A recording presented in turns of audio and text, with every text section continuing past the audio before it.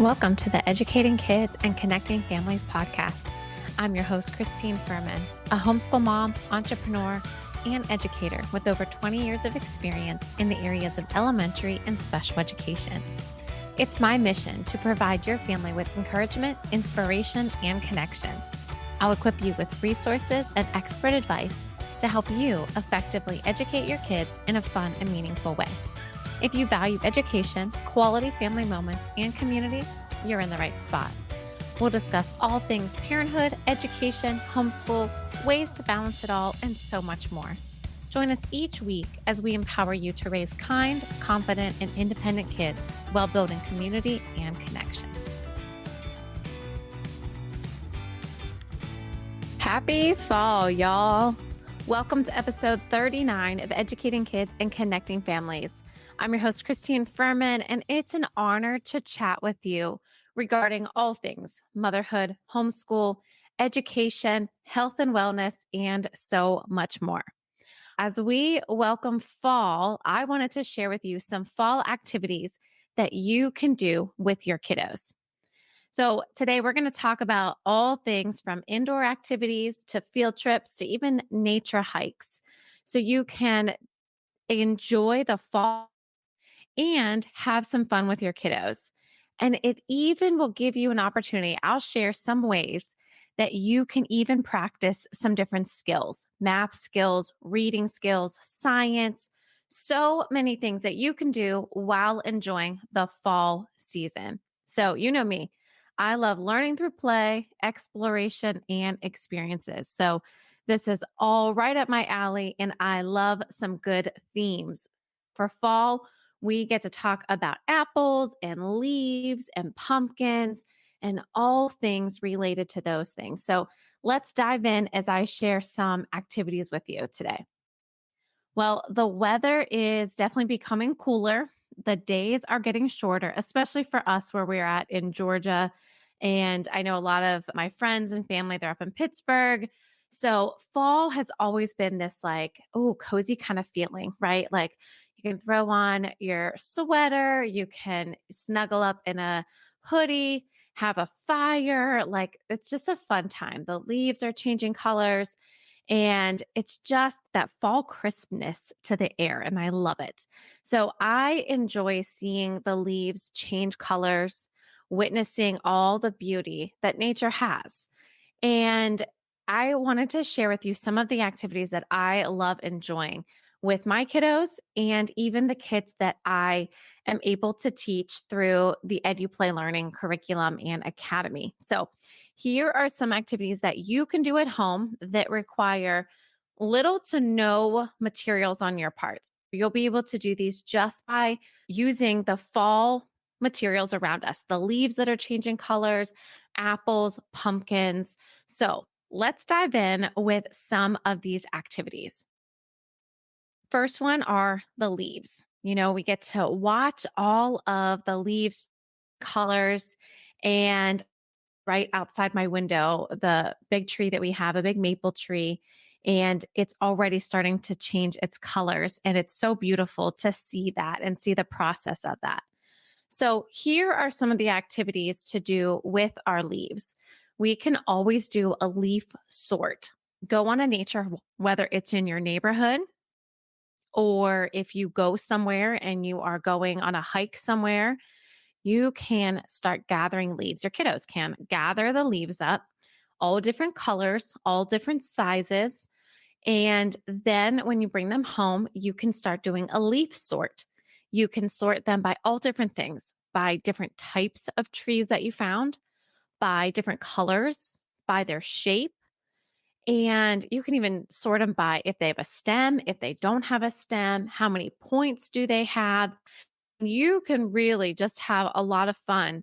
And this goes number one for sorting. That's a great skill. And it's even fun. Like it's a great skill for younger kiddos. It's really good to be able to the differences and the similarities between items.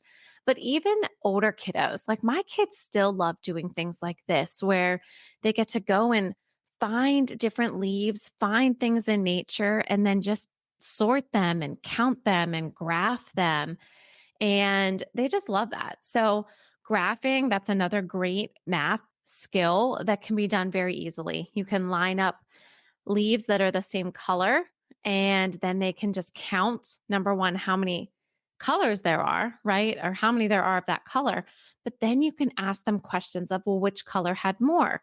Which color had less? Are there colors that are the same? You could do this an activity outside, or you can bring this to a piece of paper and make some columns on it. Like in the EduPlay Learning curriculum in our fall leaf collection, I have a graph that I've created, and it has all the colors at the bottom. And then the kiddos can count and color how many leaves that they have. And then we ask questions about it.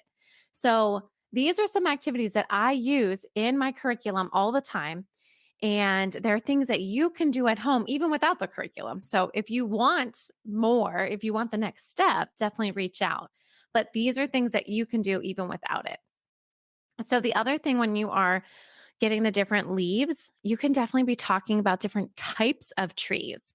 And the cool thing with our phones now is we have the Google app, and we also have that Google Lens. So you can always pick up a leaf and take a picture of it, or use that Google app, the Google Lens. It'll be a tree, and it'll tell you all this information about it. So you can then take this nature walk that you're going on with your kids, or your neighborhood walk, and you can say, well, what kind of tree do you think this is?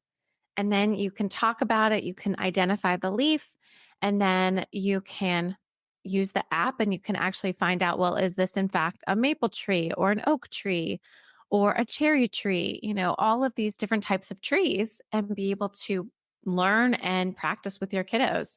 And then you can even go one step further, and you can look at the bark on the tree. You could look at what would be produced from this tree. Would acorns come from it? Would apples come from it? So many different things that you could do, even just from collecting leaves. And then you can even dive in further, and you could talk about, why do the leaves change? You could talk about chlorophyll. You could talk about pigments. And yes, that may be a topic that you're like, well, that may be for a little bit older kids. But our kids are such sponges that they will soak up that information. Have them practice saying the word photosynthesis and chlorophyll and pigment. This is how our kids absorb all of the information around us. And it's exciting because you're actually doing it with your kids.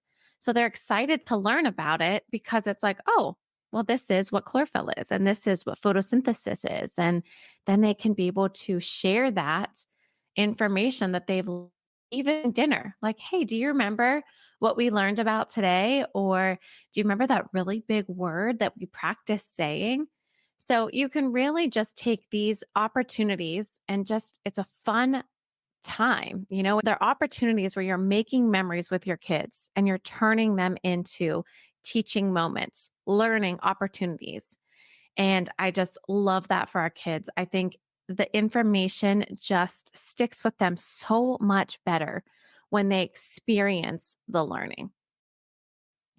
So there are a ton of crafts. I love to make crafts, and that is a huge component of the EduPlay Learning activity kits. And a few of the crafts that I'm going to share with you today, there's two leaf crafts. Well, one, you can always do a collage, like a colorful collage on a tree.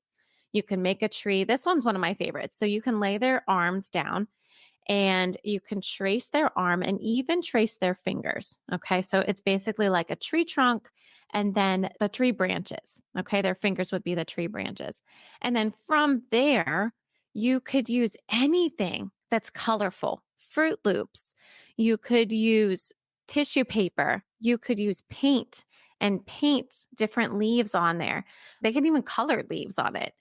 And it's just a fun way for them to make a fall tree using their own arm and handprint. So I love that one. That one's such a fun one, and a pretty easy one to do. The other thing you can do is make leaf people or little leaf creatures. So any of the leaves that you find on your nature walk, you then can turn them into, or your kiddos turn into, a leaf person or a creature, or what can they glue together to make something with their leaves. So lots of ideas, even just with the leaves around trees around us and just having fun exploring fall as our leaves start to change in different areas. Another one of my favorite topics to learn about, specifically in September, is apples. I love apples. They are definitely one of my favorite fall things.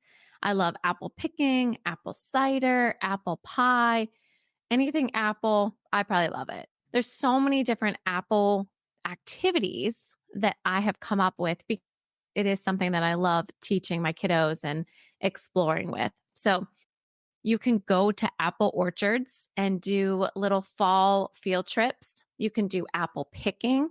Even if you're not picking it from a tree, a lot of times different apple orchards have them already picked and they have many different kinds to choose from. And a lot of them are maybe not ones that you would see in a typical grocery store. So it's an opportunity to explore all of the different types of apples that are out there. So that's one thing you can definitely shop at the grocery store. So that's perfect for some life skills for your kiddos. Talk about how much each of the pound of apples is and really explain this concept. This is actually something that I'm going to do with my kiddos is like, okay, this is $1.69 a pound. It doesn't mean it's $1.69 per apple. And then show them that scale in the grocery store. Show them how do you measure and how much is this bag of apples going to be or this bushel of apples if you're at an apple orchard. So you're incorporating real life skills and math into this field trip and this outing, because they are able to experience it. So then another one of my favorite things from that, like after you go to the apple orchard, after you even go to the grocery store. So you don't have to have an apple orchard because we're in Georgia and there's no apple orchards. They're about 3 hours away, maybe a little bit closer from where I'm at, but they're a little bit further because typically they're up north. So if I was in Pittsburgh during the fall, we can go to apple orchards in Pittsburgh. But in Georgia, they're not that common. So what I do is I just go to the grocery store and I say, okay, let's look at all of these different types of apples and let's grab one of each type. And then from there, we take them home and we talk about them. Again, this is now the apple collection of EduPlay Learning. And I have a whole little experimental sheet that goes with this. And we talk about types there are. We talk about what they look like. So we describe them. And then we do a taste test and we cut them all up and we decide, do we like this type of apple or do we like this type of apple? So they get to decide, like, yeah, that was a good one, or that was a little too sour for me, maybe a little too soft for me, because they can talk and discuss the textures and the different taste of them. Was it tart or was it sweet? So many different activities. Again, that is just so much science and math and categorizing, and just love doing these activities with our kids. That is really experiences. And it's just so fun to see them really learn that way. You can definitely count, you can sort. So, one of the fun games that I do with my kiddos that are like toddler ages is I have red, yellow, and green ball pit balls. And I have created like a little apple tree, and they could toss them into the apple tree. And then I also have different colored containers, red, yellow, and green containers. And they can take these balls and they can sort them in the right colors. So they can count while they're sorting, and then they could just sort them by color. So great skills, good hand-eye coordination, being able to toss it into that apple tree or put it into the right bucket. So some great skills for our kiddos. Another good math skill, you can start this as early with your toddlers, preschoolers, kindergartners, are fractions. And I am such a huge advocate for exposing our children to topics and letting them explore, right? By taking an apple pie. So maybe you make an apple pie together. You go to the grocery store, you do your apple, comparison, you do your apple taste test, and then you take all of your apples and now we make an apple pie together. I mean, talk about all of these family moments with each other that all are learning opportunities as well. I just love it all. So now what you can do with your apple pie is you can talk about fractions and you can take this one whole apple pie and you can cut it in half. And for our toddlers and preschoolers and kindergartners, half and quarter, you cut it in half and then you cut it in half again. And now how many pieces do I have? One, two. Now I cut it in half again. I have one, two, three, four. That's it. You're exposing them and teaching them about fractions at a very young age. So then as they keep going every year, they're going to be like, oh, I know what a fraction is. And they're going to just continue to build on to these skills. So I just love that so much. I love teaching them at a very young age and not expecting them to know it. But once we talk about it one time and we have pizza, I can say, oh, you know what? You remember how we talked about fractions with apples? Now we can talk about fractions with pizza. And they cut the pizza into 12 pieces. Let's count. And we can count the pieces of pizza and how much is half and how much is a quarter. And that could be it. Or it could be how many of the fraction of the pizza did I eat? How many did you get? So you're just continuing to build on these skills with everyday activities and learning. So many different opportunities with apples, a lot of math, a lot of science. Obviously, so much reading with any of these. So you can definitely go to the library and find books on leaves. You can find books on apples. We're going to be talking about pumpkins next to really just continue to go further on each of these topics. It could be a fictional story about apples, or it could be a nonfiction story about how an apple grows. So again, you're going to be adding in your reading skills in this way because you're now taking a topic and really diving in a little bit deeper and reading about it. And, again, reading is so good for our kids because if they're reading it, that's great. But if we're reading it to them, they're able to see the words, they're hearing the words, and it's just continuing to all come together for them. So then that way they are able then to read the story to us. So, of course, if we're going to be talking about fall activities and all the fall things, we cannot forget about pumpkins. And I like to teach pumpkins in October. So, every month I have specific collections that I teach per month based on whether it's the season or maybe there's a holiday or an event that's happening. So, I like to really be able to teach during those different times. So, October for us is all about pumpkin. You can do pumpkin patches, pumpkin carving, different science experiments with your pumpkins. I'm going to tell you a little bit about pumpkin bowling. You can even make pumpkin pie. So many fun things to do with pumpkins. And let's talk about it. So again, you can do a compare and contrast. You can go to pumpkin patches or even your grocery store if you don't have pumpkin patches. So here again in Georgia, not as many pumpkin patches. There may be a few, but nothing like some of the opportunities that I've had in Pittsburgh. So you can find different fall festivals. And I would love to know just different areas where you are, where you're listening from. Like, are there pumpkin patches? Are there apple orchards? Like, what does fall look like for you and your family in different areas that you're in? Because even I know now, just from Pittsburgh to Georgia, how different it is and how different it looks. But I would love to know wherever you guys are tuning in, I would love to know what it's like for you. And it may not even be fall for you right now. You may be listening on the other side of the world. And I thank you so much for tuning in. But I would love to know, what does fall look like for your family and some of the activities that you do. So you can always join the Facebook group, Educating Kids, Connecting Families, and we can always have that conversation, or you can always reach out to me through DM and we could talk, because I'd love to know. I'm such a lifelong learner and I just want to instill that in our kids. And I just love learning about everyone in all parts of the world and what that looks like for you in all parts of the United States, even. So, okay, let's get back to our pumpkins. So for pumpkins, you can do compare and contrast. Like we were talking about, one, you can go to a pumpkin patch. You can go to a fall festival. Sometimes they have different pumpkins at fall festivals. You can even go to your grocery store, pick out a couple different pumpkins, maybe a carving pumpkin, a bigger pumpkin, maybe some pumpkin pie pumpkins or pie pumpkins that are a little bit smaller, maybe some of the white ones, maybe some bumpy ones, and really allowing our kids to explore and be able to touch and feel and really look at all of these different types of pumpkins and compare them by size, compare them by shape, compare them by color. You can even talk about how long their stem is.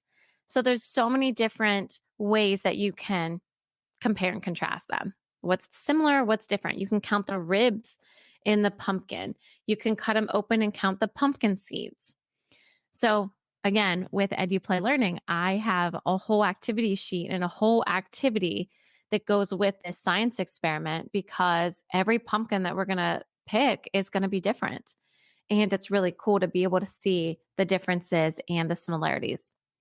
So again, go into the pumpkin patch, you can pick them. I just love it. That fall feel of like just walking through a pumpkin patch and finding your perfect pumpkin and being cut it off the vine.